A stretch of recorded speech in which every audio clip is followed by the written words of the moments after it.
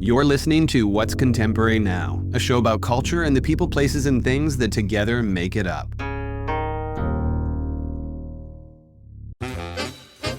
Love, exciting and new. Hello, Hannah Waddingham here.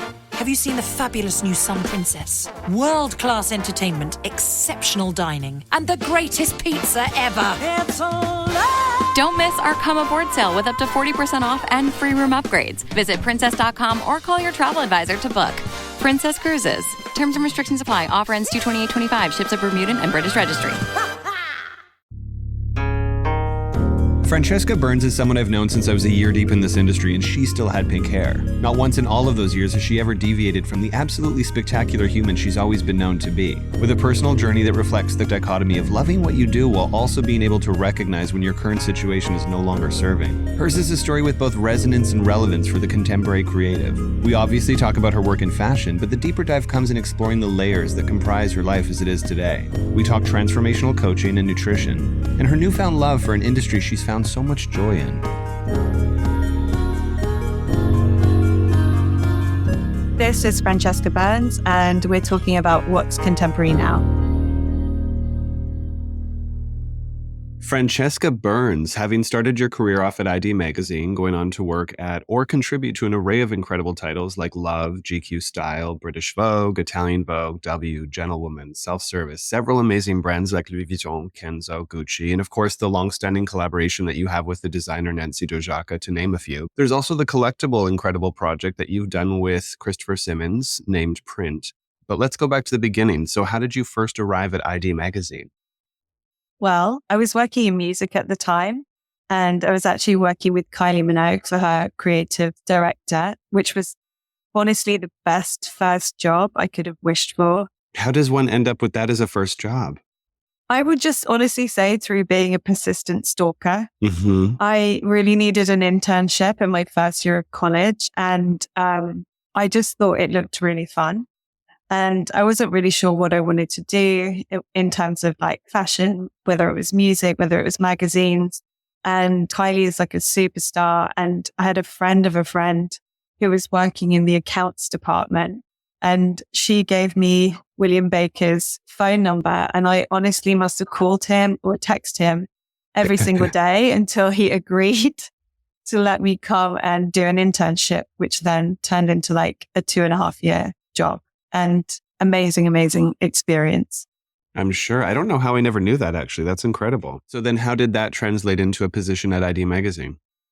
Through working with Kylie, I got to do so many different things. And it was the magazine side of things that really lit me up. And I remember being on set with her, with Matt and Marcus, shooting a cover of Pop magazine, and just watching them transform her from somebody so recognizable to this completely new version of her through hair and makeup and fashion and lighting. And it was just like, I could not believe what I was seeing. It was so inspiring. And I knew at that moment, like my next step would be to actively pursue fashion. I actually started working in PR, and I was able to meet a lot of different stylists and assistants coming in, and was just chatting to people and started assisting various editors. It was actually Michelle Cameron who introduced me. She'd taken a full-time job with Edward Enninful and had been assisting Joe McKenna. And she connected me to Joe's assistant, Michael Fallouz, who I think was a big Kylie fan. I think that's why he gave me a try. And then I was freelancing with such prolific stylists, like obviously Joe. I was working with Alex White. I was working with Jonathan Kay, and I loved it. So when I heard about a job going as a fashion assistant at ID Magazine, which was my like all-time favorite magazine, I really jumped at the chance and applied immediately. And do you feel like that time spent at ID at the beginning was formative? Because something I've said to you numerous times and I will never get over appreciating is that since the first time I ever met you through to present day, which has been a number of years, you've just always had the most incredible character, demeanor, love for this industry, and such a light about you. And I was always curious as to what that was anchored in and what it is you would credit for that type of trait. this industry is really a magnet for such extraordinary people, yourself included. Nobody walks into this with anything other than a great sense of curiosity and creativity. I don't think there's another industry that kind of gives you the platform to create in so many different ways and actually build a career from it.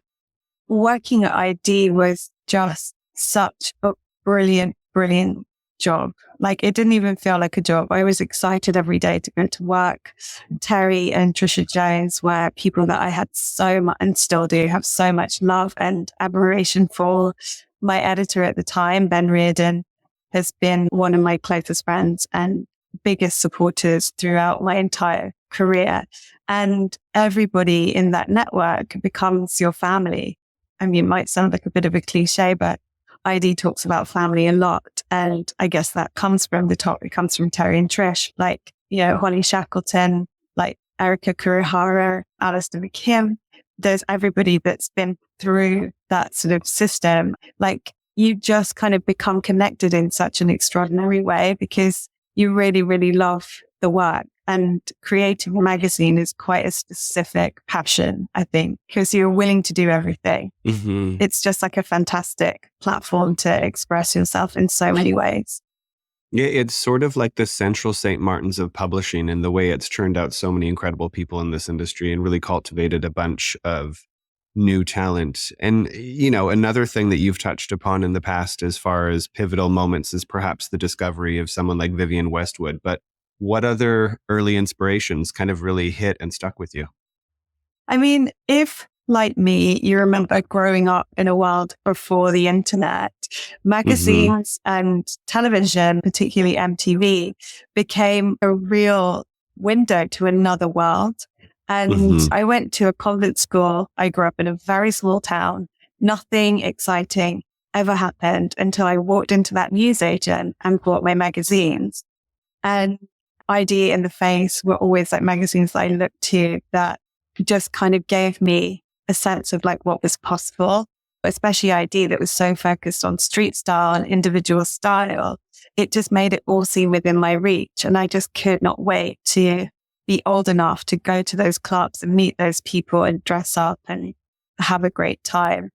Magazines have clearly been a significant part of your career and your relationship to being a creative as a whole. And print itself is an iteration of a magazine, right? And even within the span of its lifetime, you guys have played with different formats. But what was it that first made you decide you wanted to start that project? And what was it that made you and Christopher Simmons want to do it together? Chris and I have been friends for a really long time, and we both had like a great love of magazines and publishing. And I think, like anything, if you're really passionate about it, there's part of you that always wants to do it your own way. I sort of had this increasing desire to create something that felt completely different. Chris would wonder why all magazines, from like Sunday Times Style to Vogue to V, for example, everything kind of follows quite a similar format where you have like a front section, a main well, and then a finale, as it were. And I mean, obviously, if it works, it works. But we just started having a conversation about, well, what would it look like to create something in a different way? There's no reason why it has to be done like that all the time. And certainly, like, Visionaire was a big influence for us because you never knew what you were going to get. It was always this completely new interpretation of printed form. For us, it was also like a love of image making, and so much work goes into making pictures. It's extraordinary, the amount of time and energy and casting and the amount of people involved in making a single image. And I think the faster our consumer culture becomes, the more that kind of gets lost. Like, you look at something for a second, you double tap it and you swipe on. With print, like, our ambition was to create something that sort of stood slightly on the edge of fashion. Obviously, like, we were working with our friends and our network within the fashion industry. Fashion is a great tool for making pictures because, it gives you a really good reason to do it. But we didn't want it to feel bound by the seasons. We wanted to make something that you could pick it up years later and look at it and still feel excited by it. And I hope we've achieved that. Even in the context of the photographers that you guys have commissioned, who are some of the most significant creatives of our time, their work for print has always felt slightly removed from their other commissions, just in terms of it feeling almost more like an art project or personal work or a level of freedom that perhaps wasn't afforded elsewhere. And I was assuming, obviously, that that was a conscious choice that you and Chris had made, but it sounds like it was. It was, yes, absolutely. Because I think people, like we talked about in the beginning, everyone comes into this industry with you have big dreams and you have a big vision and you have so much to say. And sometimes you only get 12 to 14 pages to say it. Sometimes it really has to be anchored on particular fashion credits or delivered in a certain amount of time. Print was really about returning to a love of image making and creating something from, for the joy of doing it. And what better reason than that? And you also have an array of other interests in terms of your involvement in things like sustainability and inclusivity and even what you've done as a mentor. But at what point in your career did the interest in those spaces start? Certainly, working at ID, the culture, the DNA of ID is so inclusive. And because it always looked to street culture, because it always celebrated music, the question of diversity was never, ever an issue. Mm-hmm. And coming out of that magazine and starting to work in a more commercial capacity, I really had a different view on the landscape. I think, collectively as an industry, we've really acknowledged so much change needs to happen. And I think when I consider in the scope of my career, certainly in terms of casting and diversity, what's happened since I've been working, not because of me, but collectively as an industry, we have made such extraordinary strides forward. Collective awareness really shines a light on what needs to change. And I think sustainability was a big one because you consider yourself as somebody that feels passionately about the environment. You do your recycling, you try and take care in your daily life as much as possible. But I was working for Sonia Rykiel with Julie de Libron, and for the 50th anniversary, Julie had brought in Nina Morenzi, who runs Sustainable Angle, to come and consult on the collection and look at ways in which they could, as a company, start using more conscious materials. And Nina is such an extraordinary woman, and just listening to her kind of explaining how it works was such an eye-opener. I really couldn't believe it. She was talking about different ways of production. She was talking about waste, toxicity created by dyes, not to mention factories, workers' rights. I mean, it's a huge, huge, huge conversation. And I was curious as a stylist because quite often we don't get any of that information. We're looking at clothes on a catwalk. We're making really impulsive, instinctive decisions about what we put on the page. And I was like, but how can I make a discerning choice without this info?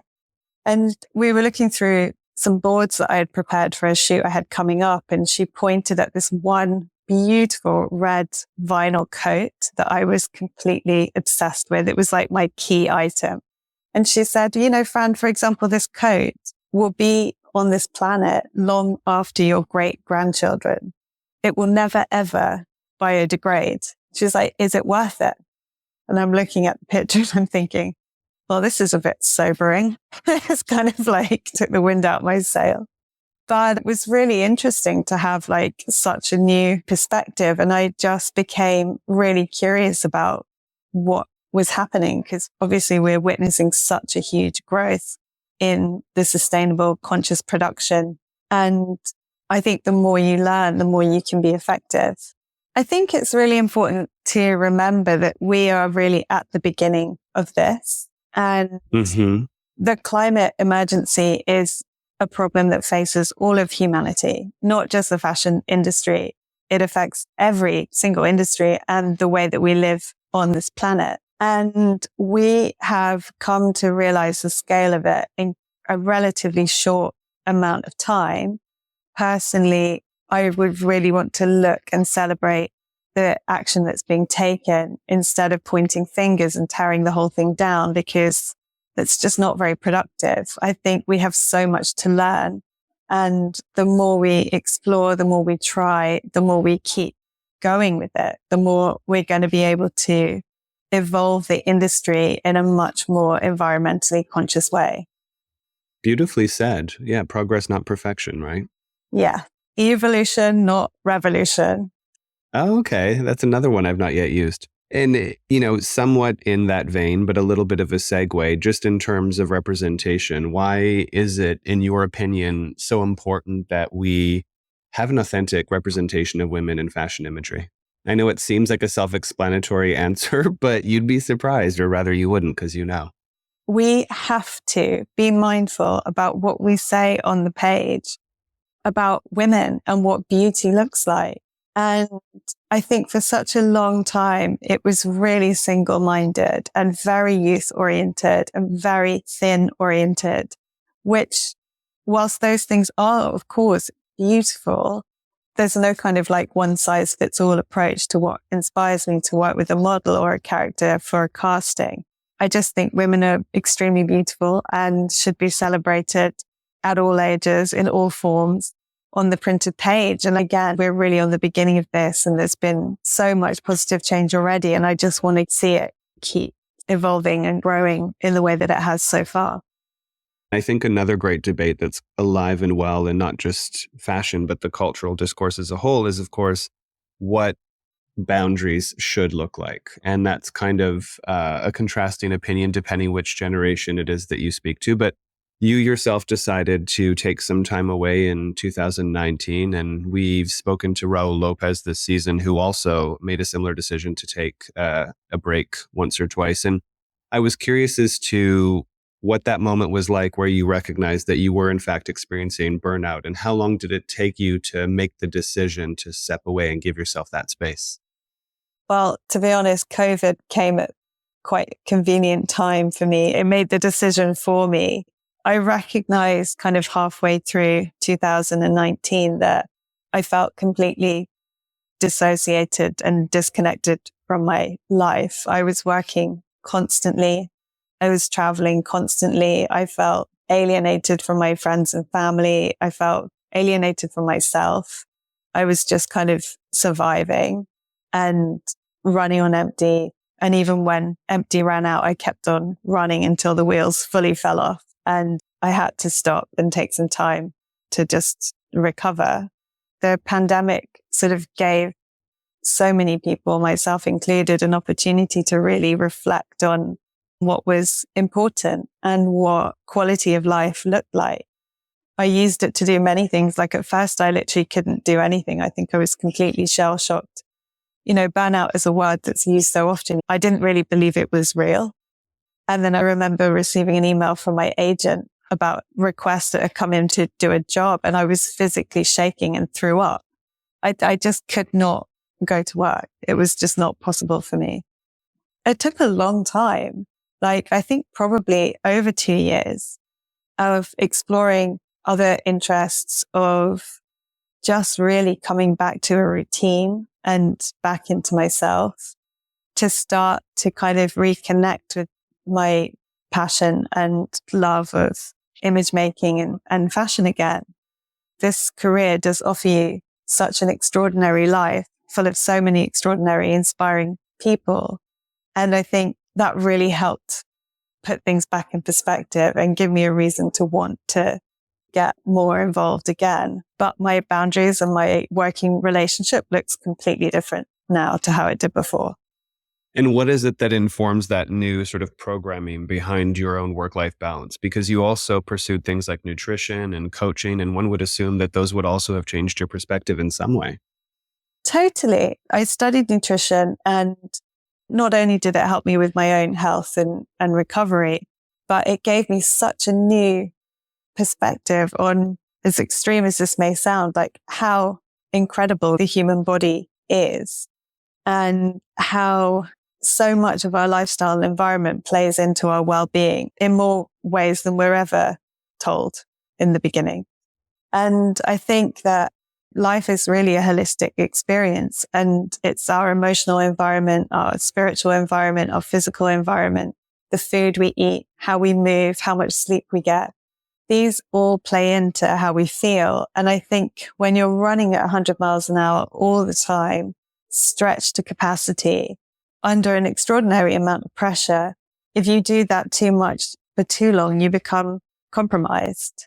And now, for me, it's really important just to kind of listen to myself. I know when I'm working too much, and then I pull back. And I really have an incredible support from my agent to kind of make the right decisions and to choose projects that I feel excited by and aligned to work with teams that I love to work with.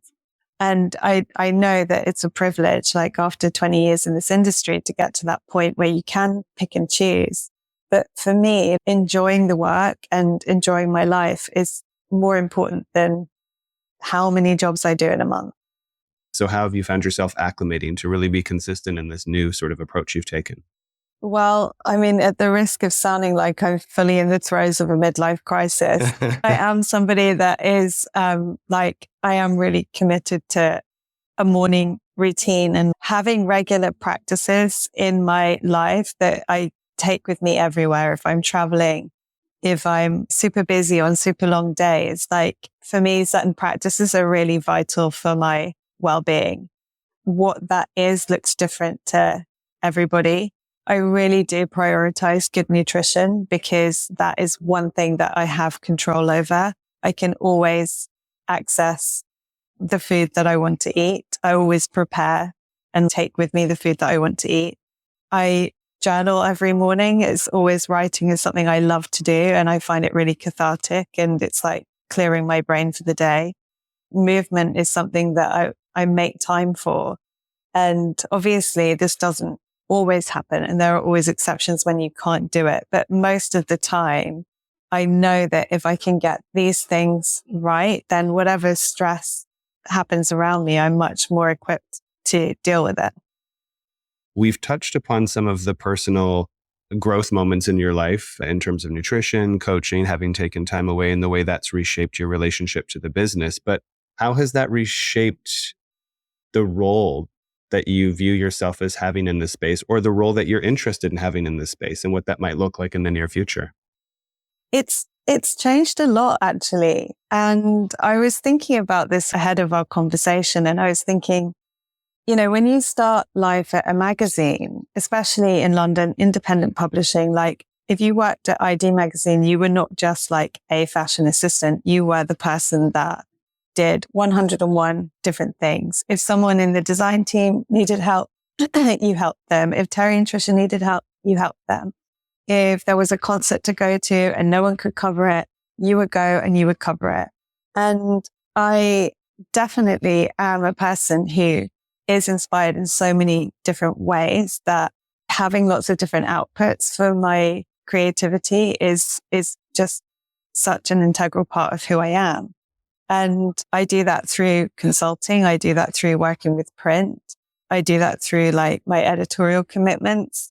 I'm working with Glenn Lutchford on a brand that he's launching called Cherry World, which is another like incredible way that I get to work in a creative capacity.